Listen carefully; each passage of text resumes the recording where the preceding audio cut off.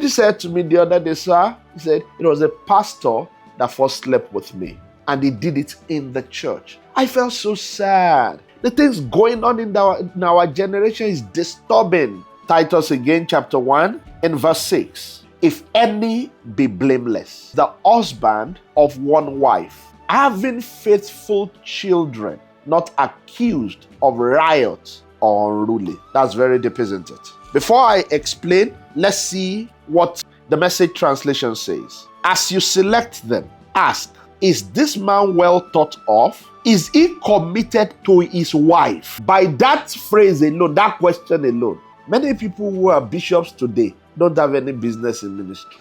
Is he committed to his wife? Message translation puts it well when it says committed to his wife. Basically, he's committed to his family. Do you understand that? Well, one of the first questions that will come to your mind is, what happens if he doesn't have a wife? If he's not yet married, what do you say? Well, Paul was familiar with that territory, and he himself, as history says, that he wasn't married. Jesus wasn't married, and yet they were ministry people. So he understood how that one, celibacy does not disqualify a man from ministry. And number two, timing. In other words, I plan to marry, but I am not yet married, does not also disqualify a man from ministry. But he is saying that if this man has a family, then he must be a committed family man.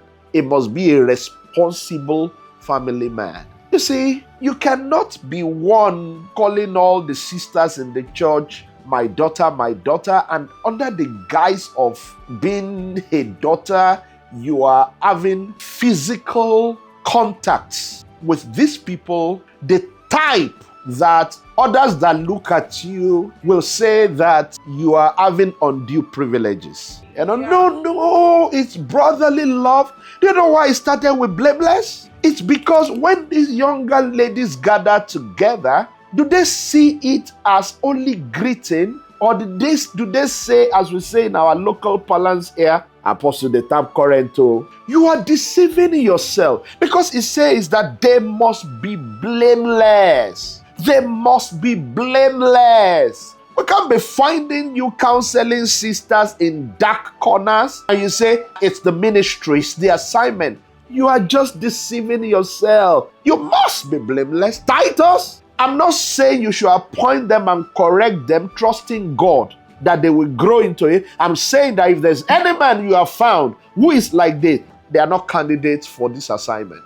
Because, listen, you are safer as a church member than as an elder. If as a church member, they just say, be in charge of this small thing, you're already accessing privileges that are meant for the married. And many of these people cannot talk, so that maybe they feel they will be disrespecting you. What will happen when you become the pastor, the bishop? And I'm saying this because there are people that are not members of our church online. And those of you that are members of our church, listen. When I send you to a place, maybe to start up LICC, or we send you to a place to pastor, this is what the Bible says. Maybe the pastor before you appointed them as leaders, but the reports you are getting shows that they are not committed to their wives. You say, what do I do, sir? Very simple. Follow the Bible. Step them down. That's what the Bible says.